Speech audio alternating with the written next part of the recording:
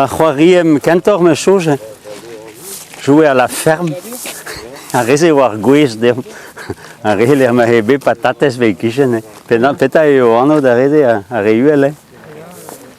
Setu pep tra oa bihan, setu evidom ni a reze war gwez, hag e savet gwez elch, ne oa leun a elch, lorm, kichen ar ger, hag e parem trao bihan, pa oam bihan, ties bihan, hag a reze oa evidom ni oa.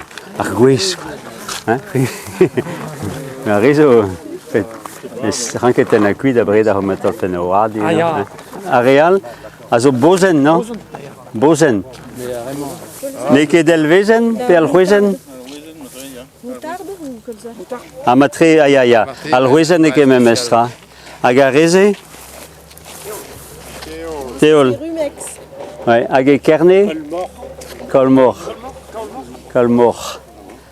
Hag a rema? Bozen. Hag e penaz e lavar ar c'hwik o gliko? Roz. Rosmor. Pe rosair. Nila rosair vie? Rosmor, rosair. A bozen. Hag e vremañ an nouvolantoz e kogliko. Soz e meus, ni pe d'an mer ger. Zadan a ket kelouzo e just er park a gwiniz, er park a eiz a ya trukain an ti. Leun a rosair. Rosair a bozen, nik a e brao aneo, hag eno a droug d'ar vazad pe deo ten aneo tuit. Pe gen kair e veden an dreig. Hag e ten aneo louston e tout.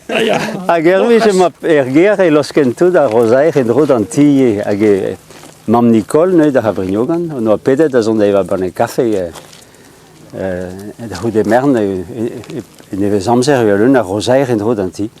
Prest a kafe pleurma davam, da re pleurma, mam, pleurma! Hag edo chachaneo tout tenet tout o gastot. Be ket pedet ken da zon da eva kafe ya nemet er goan. O gast a rezo loustoni tout, er edo ten aneo. A pa oa bet e plougerne a bourmenaden di a ben a rosair, staval ar barzai. E lior sa e ranet etre an dud, quoi. Hag e unan a lavar e regardez, dans notre jardin, il y a même des coquelicots hag e kleven diou a oeskouz, an da en eke mat a lato a re ranket ten, a rezo falle da legumajal.